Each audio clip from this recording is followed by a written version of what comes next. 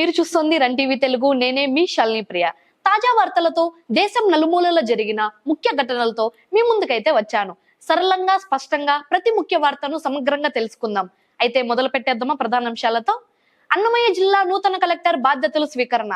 అన్నమయ్య జిల్లా నూతన కలెక్టర్ గా నిశాంత్ కుమార్ బాధ్యతలు స్వీకరించారు.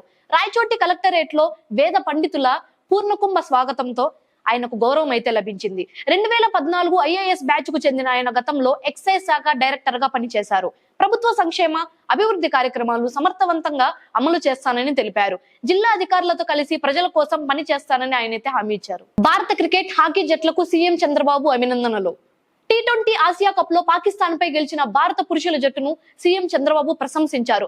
మహిళల హాకీ జట్టు రజత పథకం సాధించినందుకు దేశం గర్వపడుతుందని పేర్కొన్నారు.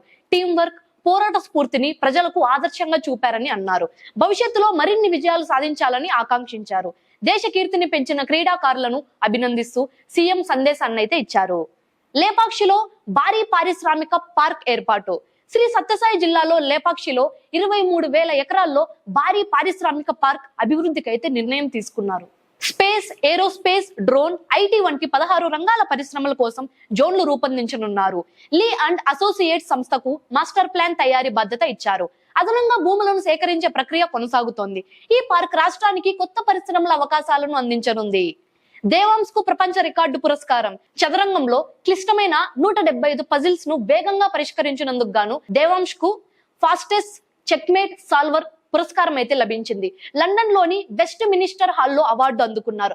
భారత విద్య, ఐటీ శాఖ మంత్రి నారా లోకేష్ తనయుడైన దేవాంశ్ కృషిని ప్రశంసించారు. ఇంతకు ముందే 2 ప్రపంచ రికార్డులను సాధించిన ఆయన సామర్థ్యాన్ని ప్రపంచం అయితే గుర్తించింది.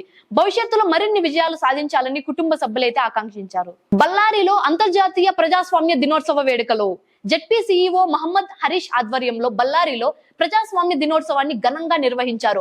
నా ఓటు నా హక్కు నినాదంతో సైకిల్ ర్యాలీ నిర్వహించారు. డాక్టర్ రాజకుమార్ రహదారిలో ప్రారంభమైన కార్యక్రమంలో ప్రజలు ఉత్సాహంగా పాల్గొన్నారు. ప్రజాస్వామ్యంపై అవగాహన కల్పించడం కార్యక్రమ లక్ష్యంగా ఉంది. సైకిల్ ర్యాలీ ప్రజల్లో కొత్త ఉత్సాహాన్ని అయితే నింపింది. ఢిల్లీలో రోడ్డు ప్రమాదం, కేంద్ర అధికారి మృతి. ఢిల్లీలో జరిగిన రోడ్డు ప్రమాదంలో కేంద్ర ఆర్థిక శాఖ డిప్యూటీ సెక్రటరీ నవ్యోత్ సింగ్ మృతి చెందారు. ఆయన భార్య సందీప్ కౌర్ తీవ్రంగా గాయపడ్డారు. గురుద్వారా దర్శనం ముగించుకొని తిరిగి వెళ్తుండగా BMW కారు ఢీకొట్టింది. సమయానికి చికిత్స అందక ప్రాణాలు కోల్పోయారు. కుటుంబం ఈ ఘటనపై దుఃఖాన్ని వ్యక్తం చేసింది. హిందీ దినోత్సవంపై ప్రధాని మోదీ సందేశం. హిందీ దేశాన్ని ఒకతాటిపై నడిపించే భాష అని ప్రధాని నరేంద్ర మోదీ పేర్కొన్నారు. హిందీకి ప్రపంచవ్యాప్తంగా గౌరవం పెరుగుతోందని తెలిపారు. భవిష్యత్ తరాలకు భారతీయ భాషలను సంరక్షించాల్సిన అవసరాన్ని కూడా గుర్తు చేశారు. హిందీ కేవలం సమాచార మాధ్యమం కాకుండా సంస్కృతికి గుర్తింపని పేర్కొన్నారు. దేశవ్యాప్తంగా హిందీ దినోత్సవాన్ని ఘనంగా జరుపుకున్నారు. ఏఐ కంటెంట్ కు లైసెన్స్ తప్పనిసరి. పార్లమెంటరీ కమిటీ సూచన. ఏఐ ఆధారిత కంటెంట్ కు లైసెన్సు తప్పనిసరి చేయాలని పార్లమెంటరీ కమిటీ అయితే సూచించింది. తప్పుడు వార్తల వ్యాప్తిని అడ్డుకునేందుకు ఇది అవసరమని పేర్కొన్నారు. నిషికాంత్ దుబే అధ్యక్షతన రూపొందించిన నివేదికను లోక్సభకైతే సమర్పించారు. కేంద్ర మంత్రిత్వ శాఖల మధ్య సమన్వయం అవసరమని తెలిపింది. ఈ ప్రతిపాదన త్వరలో పార్లమెంటులో చర్చకు వచ్చే అవకాశం కూడా ఉంది. బ్రిటన్ లో వలసలకు వ్యతిరేకంగా భారీ నిరసనలు. లండన్ లో వలసలకు వ్యతిరేకంగా దాదాపు 1.5 లక్షల మంది ఆందోళనలకు దిగారు. యునైట్ ది కింగ్డమ్ పేరిట భారీ ర్యాలీ అయితే జరిగింది. వలసల వల్ల సామాజిక సమస్యలు పెరుగుతున్నాయని ప్రజలైతే ఆందోళన వ్యక్తం చేశారు. జాత్యహంకారానికి వ్యతిరేకంగా మరో నిరసన కూడా జరిగింది. ఈ ర్యాలీ బ్రిటన్ చరిత్రలో అతి పెద్దదిగా పేర్కొనబడింది. ట్రంప్ వలసల నేరస్తులపై కఠిన చర్యలు కోరుతున్నారు. టెక్సాస్ లో చంద్రనాగ మల్లయ్యను దారుణంగా హత్య చేసిన ఘటనపై ట్రంప్ అయితే స్పందించారు. అక్రమ వలసదారులపై కఠిన చర్యలు తీసుకోవాలని సూచించారు.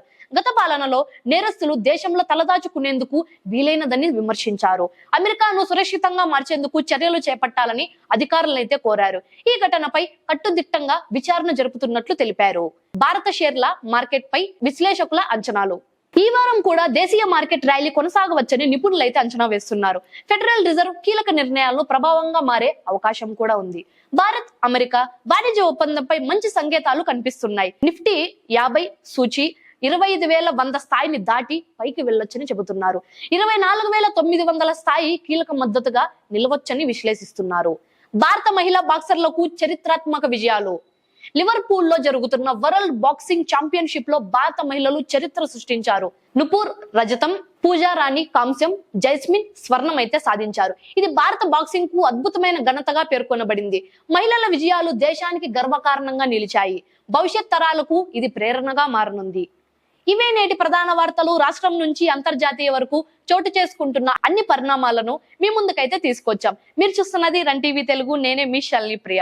మరిన్ని తాజా వార్తల కోసం రన్ టీవీ తెలుగును లైక్ చేసి సబ్స్క్రైబ్ అవ్వండి. మరొక వీడియోలో మళ్ళీ కలుద్దాం. అప్పటి వరకు నమస్కారం.